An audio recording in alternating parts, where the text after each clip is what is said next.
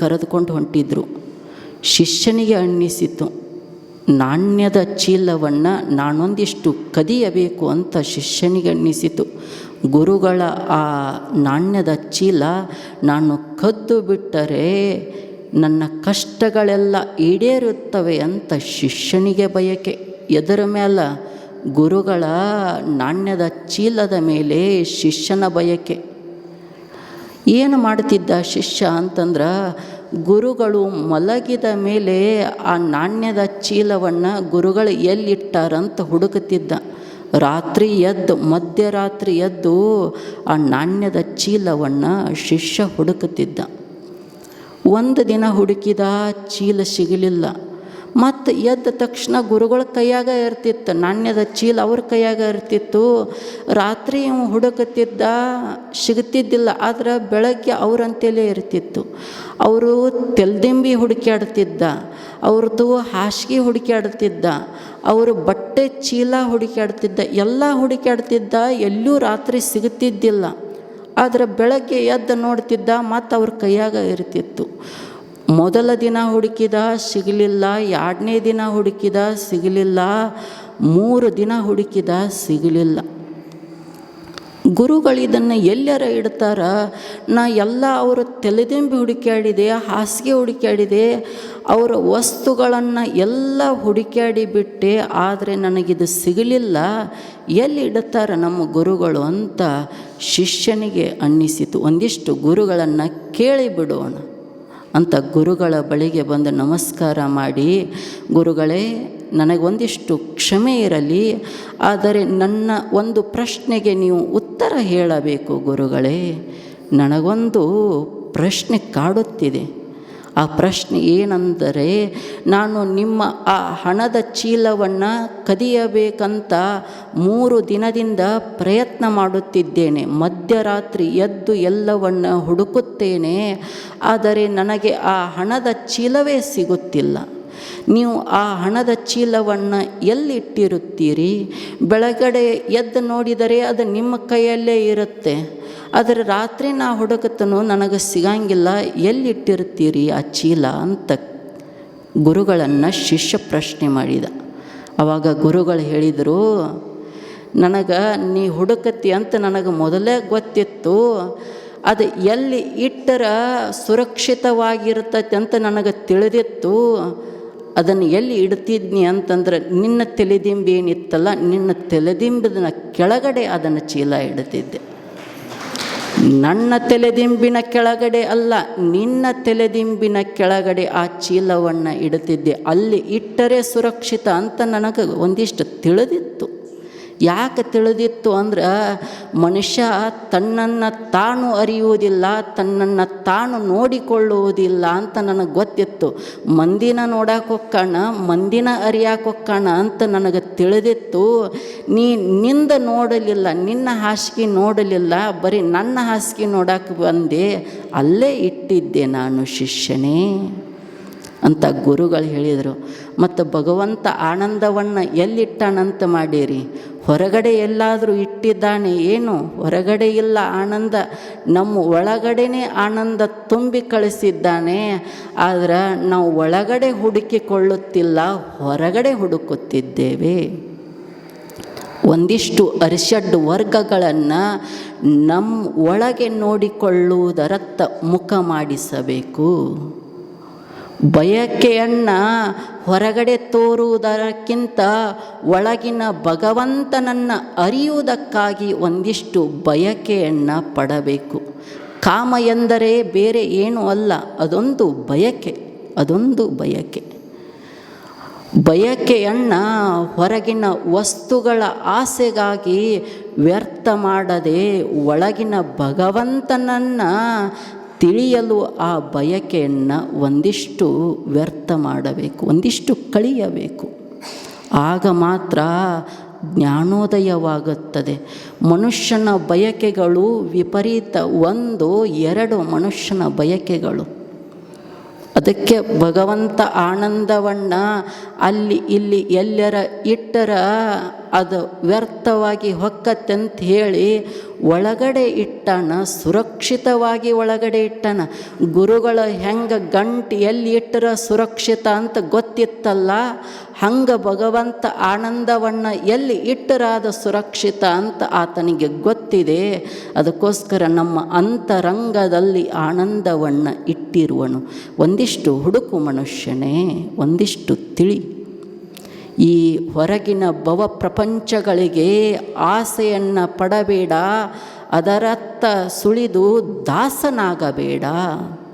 ನಮಗೆಲ್ಲರಿಗೂ ಹೊರಗಿನ ಬಯಕೆ. ಅದಕ್ಕೆ ಪುರಂದರದಾಸರು ಒಂದು ಮಾತು ಹೇಳ್ತಾರೆ, ನನಗೆ ನಗೆಯ ಬರುತ್ತಿದೆ, ನನಗೆ ನಗೆಯ ಬರುತ್ತಿದೆ, ಜಗದೊಳಗಿನ ಜಾಣರನ್ನು ಕಂಡು ನನಗೆ ನಗೆಯ ಬರುತ್ತಿದೆ. ಈ ಜಾಣರೆಲ್ಲರೂ ಸೇರಿ ಹಗರನವ ಮಾಡುವುದ ಕಂಡು ನನಗೆ ನಗೆಯ ಬರುತ್ತಿದೆ, ನನಗೆ ನಗೆಯ ಬರುತ್ತಿದೆ. ಎಷ್ಟು ಸುಂದರವಾಗಿ ಹೇಳ್ತಾರೆ ನೋಡಿ. ನನಗೆ ನಗೆ ಬರಾಕತ್ತೈತಿ. ಯಾಕಂತಂದ್ರೆ ಎಲ್ಲ ಜಗತ್ತಿನ ಜನ ಭಾಳ ಬುದ್ಧಿವಂತರ ಜನ ಹಗರಣಗಳನ್ನು ಮಾಡುವುದ ಕಂಡು ನನಗೆ ನಗೆಯ ಬರುತ್ತಿದೆ. ಯಾಕೆ ಹಗರಣ? ಅದು ಶಾಶ್ವತ ಅಂತ ತಿಳ್ಕೊಂಡು ಹಗರಣಗಳನ್ನು ಮಾಡಾಕತ್ತಾರ, ಅದನ್ನು ಕಂಡು ನನಗೆ ನಗೆಯ ಬರುತ್ತಿದೆ ಅಂತ ಹೇಳ್ತಾರೆ ಪುರಂದರದಾಸರು. ಮತ್ತು ಹೆಂಗೆ ಇದ್ದಾರೆ ಜನ, ಎಂಥ ಬಯಕೆ, ನಮ್ಮನ್ನು ತಿಳಿದುಕೊಳ್ಳಬೇಕನ್ನುವ ಬಯಕೆ ಅಲ್ಲ, ಗಳಿಸುವ ಬಯಕೆ. ಅಂಥ ಕಾಮ ಅಂತಂದರೆ ಹೊರಗಿನಂದು ಪಡೆಯಬೇಕೆನ್ನುವ ಇಚ್ಛೆಯೇ ಕಾಮ. ಒಮ್ಮೆ ಭಾರತದ ಒಬ್ಬ ರಾಜಕಾರಣಿ ಅಮೇರಿಕ ದೇಶಕ್ಕೆ ಹೋಗಿದ್ದ. ಅಲ್ಲಿನ ಅಧ್ಯಕ್ಷನ ಮನೆಗೆ ಭಾರತದ ರಾಜಕಾರಣಿ ಹೋಗಿದ್ದ.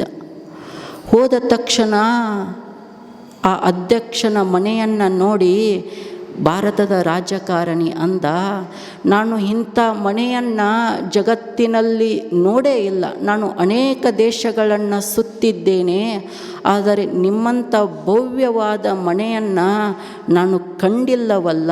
ಈ ಮನೆಯನ್ನು ಹೇಗೆ ಕಟ್ಟಿಸಿದ್ದೀರಿ? ಇದು ಹೇಗೆ ಸಾಧ್ಯವಾಯಿತು ಅಂತ ಅಲ್ಲಿನ ರಾಜಕಾರಣಿಯನ್ನು ಭಾರತದ ರಾಜಕಾರಣಿ ಪ್ರಶ್ನೆ ಮಾಡಿದ. ಆಗ ಅಮೇರಿಕ ರಾಜಕಾರಣಿ ಭಾರತ ದೇಶದ ರಾಜಕಾರಣಿಯನ್ನು ಹೊರಗಡೆ ಕರೀತಾನೆ.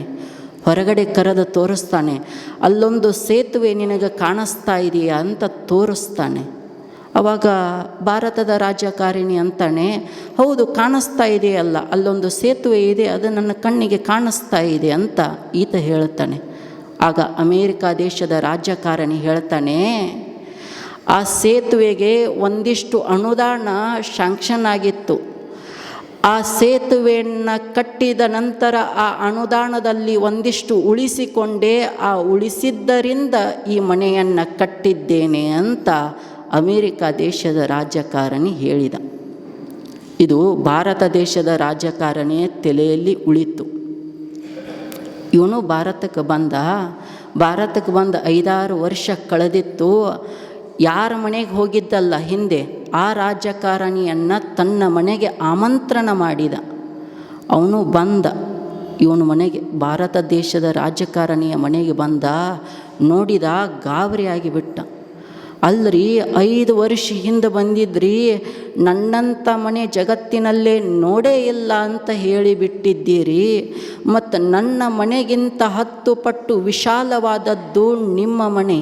ಈ ಮನೆಯನ್ನು ಕಟ್ಟಲು ಹೇಗೆ ಸಾಧ್ಯವಾಯಿತು? ಹೆಂಗೆ ಕಟ್ಟಿದಿರಿ ಈ ಮನೆಯನ್ನು ಅಂತ ಭಾರತದ ರಾಜಕಾರಣಿಯನ್ನು ಅಮೇರಿಕ ದೇಶದ ರಾಜಕಾರಣಿ ಕೇಳಿದ. ಆಗ ಇವನು ಅವನು ಹೊರಗೆ ಕರೆದ ತೋರಿಸಿದ. ಅಲ್ಲೊಂದು ಸೇತುವೆ ಕಾಣಿಸ್ತಾ ಇದೆಯಾ ಅಂತ ತೋರಿಸಿದ. ಅವ ಅಂದ, ಇಲ್ಲ ನನಗೇನು ಕಾಣಿಸ್ತಾ ಇಲ್ಲ ಅಂತ ಅಂದ. ಇವ ಅಂದ, ಆ ಸೇತುವೆ ಕಟ್ಟುವುದಕ್ಕಾಗಿ ಅನುದಾನ ಶಾಂಕ್ಷನ್ ಮಾಡಿದ್ದೀವಿ, ಮೊದಲು ಮನೆ ಕಟ್ಟಿ ಉಳಿದ್ರೆ ಆ ಸೇತುವೆಯನ್ನು ಕಟ್ಟಬೇಕು ಅಂತ ನಿರ್ಧಾರ ಮಾಡಿದ್ದೆ. ಮನೆ ಕಟ್ಕೊಂಡು ಆದರೆ ಅನುದಾನ ಉಳಿಲಿಲ್ಲ, ಅದಕ್ಕೆ ಸೇತುವೆ ಕಟ್ಟಲಿಲ್ಲ ಅಂತ ಭಾರತದ ರಾಜಕಾರಣಿ ಹೇಳಿದ. ಅಂದರೆ ಮನುಷ್ಯನ ಬಯಕೆಗಳು ಎಂಥವು ನೋಡಿ. ದೇವರ ಸೇವೆ, ಪ್ರಜೆಗಳ ಸೇವೆ ಅಂತಂದರೆ ಅದು ದೇವರ ಸೇವೆ. ನಾನು ದೇವರ ಸೇವೆ ಮಾಡುತ್ತೇನೆ ಅಂತ ಹೊರಟವನ ಮನದಲ್ಲಿ ಬಯಕೆಗಳು, ಎಲ್ಲರ ಮನದೊಳಗೆಯೂ ಬಯಕೆಗಳು. ನಿಮ್ಮ ಮನದೊಳಗೆ ಮನೆಯ ಚಿಂತೆ, ದೊಡ್ಡ ದೊಡ್ಡ ಆಸ್ತಿ ಮಾಡಬೇಕೆನ್ನುವ ಚಿಂತೆ, ಆ ಬಯಕೆ ನಿಮ್ಮೊಳಗೆ. ನಮ್ಮೊಳಗೂ ಒಂದಿಷ್ಟು ಬಯಕೆಗಳು, ದೊಡ್ಡ ದೊಡ್ಡ ಮಠಗಳನ್ನು ಕಟ್ಟಬೇಕು, ದೊಡ್ಡ ದೊಡ್ಡ ವ್ಯಕ್ತಿಗಳಾಗಬೇಕು ಅಂತ ನಮ್ಮೊಳಗೂ ಒಂದಿಷ್ಟು ಬಯಕೆ. ಈ ಬಯಕೆಗಳು ಯಾರನ್ನೂ ಬಿಟ್ಟಿಲ್ಲ. ಆದರೆ ಬಯಕೆಗಳು ಇರಬೇಕು, ತಪ್ಪೇನಲ್ಲ. ಬಯಕೆಗಳು ಹೇಗಿರಬೇಕು ಅಂತಂದರೆ ಸಮಾಜಕ್ಕೆ ಒಳಿತನ್ನು ಮಾಡಬೇಕು, ಹಾಗಿರಬೇಕು ಬಯಕೆಗಳು, ಹಾಗಿರಬೇಕು. ಸಾಧು ಸಂತರು ಬಯಕೆ ಪಡ್ತಾರೆ, ಏನು, ನನ್ನ ಶಿಷ್ಯರನ್ನು ಉದ್ಧಾರ ಮಾಡಬೇಕು, ನನ್ನ ಶಿಷ್ಯರಿಗೆ ಒಂದಿಷ್ಟು ಜ್ಞಾನಾಮೃತವನ್ನು ಉಣಬಡಿಸಬೇಕು, ಅವರನ್ನು ಮುಕ್ತಿಯ ಪಥದೆಡೆಗೆ ಕೊಂಡೊಯ್ಯಬೇಕು ಅಂತ ಅವರು ಬಯಕೆ ಪಡ್ತಾರೆ. ಈ ಬಯಕೆಗಳು ಒಳ್ಳೆಯದು. ಮತ್ತು ನೀವು ಬಯಕೆ ಪಡ್ತೀವಿ. ಹೆಂಗೆ ಬಯಕೆ? ಮಗ್ಗಲ ಮನೆಯ ನಾವು 4 ಅಂತಸ್ತಿಂದ ಮನೆ ಕಟ್ಸಾಕತ್ತಾನಂದ್ರೆ ಅದ್ರ ಮ್ಯಾಲೆ ಯಾವಾಗ ನಿಂಬೆಕಾಯಿ ಒಗದ ಆ ಮನೆಯನ್ನು ನಾಶ ಮಾಡಬೇಕಂತ ಇದು ನಮ್ಮ ಬಯಕೆ. ಅದಕ್ಕೋಸ್ಕರ ಮನುಷ್ಯ ಒಂದಿಷ್ಟು ತಿಳಿದು ನಡೆ, ಯಾವುದು ವೀರತ್ವ ಅನ್ನೋದನ್ನು ಒಂದಿಷ್ಟು ಅರಿತು ನಡೆ ಅಂತ ಶ್ರೀಮನ್ ನಿಜಗುಣ ಶಿವಯೋಗಿಗಳು ಇಲ್ಲಿ ಹೇಳ್ತಾ ಇದ್ದಾರೆ. ಎಷ್ಟು ಸುಂದರವಾಗಿ ಹೇಳುತ್ತಾರೆ ನೋಡಿ. ನಿನ್ನೊಳಗಿನ ಕಾಮ, ಕ್ರೋಧ, ಲೋಭ, ಮೋಹ, ಮದ ಮತ್ಸರಗಳೆಂಬ ಈ ಅರಿಷಡ್ ವರ್ಗಗಳನ್ನು ಗೆದ್ದು ಬಿಡು, ನೀನು ಜಗತ್ತಿನ ವೀರನಾಗಿ ಬಿಡುತ್ತೀಯ ಅಂತ ಶ್ರೀಮನ್ ನಿಜಗುಣ ಶಿವಯೋಗಿಗಳು ಹೇಳ್ತಾ ಇದ್ದಾರೆ. ಅದಕ್ಕೋಸ್ಕರ ನೀವೆಲ್ಲರೂ ಒಂದಿಷ್ಟು ವೀರರಾಗಿ ಸಾಯೋಣ. ಭಗವಂತ ನಮ್ಮನ್ನು ಭೂಮಿಗೆ ಕಳಿಸಿದ್ದಾನೆ ಅಂತಂದರೆ ಹೇಡಿಗಳಾಗಿ ಮರಳಿ ಹೋಗಲು ಅಲ್ಲ, ವೀರರಾಗಿ 4 ಜನರಿಗೆ ಒಳಿತನ್ನು ಮಾಡಿ ಹೋಗಲು ನಮ್ಮನ್ನು ಭೂಮಿಗೆ ಕಳಿಸಿದ್ದಾನೆ. ಹೇಡಿಗಳಾಗಿ ಹೋಗೋದಕ್ಕಿಂತ ವೀರರಾಗಿ ಹೋಗೋಣ ಅಂತ ಹೇಳ್ತಾ ನನ್ನೆರಡು ತೊದಲು ನುಡಿಗಳನ್ನು ಎನ್ನ ಗುರುದೇವರ ಪವಿತ್ರ ಪಾದಗಳಿಗೆ ಅರ್ಪಿಸಿ ಎಲ್ಲರಿಗೂ ವಂದನೆಗಳು.